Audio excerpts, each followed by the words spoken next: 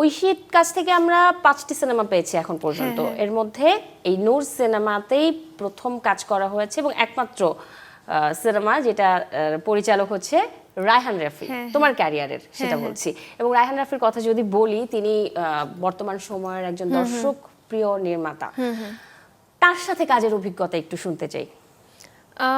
রায়হান রাফির সাথে কাজের অভিজ্ঞতা আমি যেটা বলবো, ভালো খারাপ সবকিছু মিলিয়ে আমি শিখেছি অনেক কিছু, এবং মানুষের অভিজ্ঞতাই মানুষকে বড় করে এবং অভিজ্ঞতাই মানুষকে সব থেকে বেশি শেখায়। তো সেই জায়গা থেকে ওনার সাথে আমার নানান ধরনের এক্সপিরিয়েন্স কাজের সূত্রে, তো সেখান থেকে আমি শিখেছি অনেক, এটা বলবো। তো এই জন্য যেহেতু শিখতে পেরেছি, তার মানে আমি বলবো অভিজ্ঞতা ভালো ছিল কাজের। তবে হ্যাঁ, উনি অবভিয়াসলি মানে উনি এমন একজন পরিচালক যে অলরেডি প্রমাণিত, যে অনেকবার নিজেকে সফল প্রমাণ করেছেন। আর নূরের সেটে হচ্ছে 4 বছর আগে, তো এখন রায়হান রাফি আরও ম্যাচিওর হয়েছে তার কাজ, এবং আরও বড় বড় প্রজেক্ট আসছে।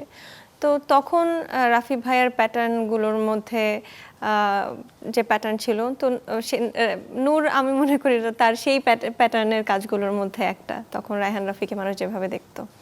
আশা করছি এই নির্মাতার সাথে আরো সিনেমাতে তোমাকে পাবো। যেহেতু নূরের গল্পে আছি, নূরের একটা ডায়লগের সাথে হবে নাকি? নূরের ডায়লগ মানে আরিফিন শুভর ডায়লগ আমি দিব? না না, মানে নূর সিনেমায় তোমার ডায়লগ। ওই যে তোমার ফেভারিটটাই দিই, এদিকে ওদিকে তাকায় কথা বলেন কেন, চোখের দিকে তাকায় কথা বলতে পারেন না?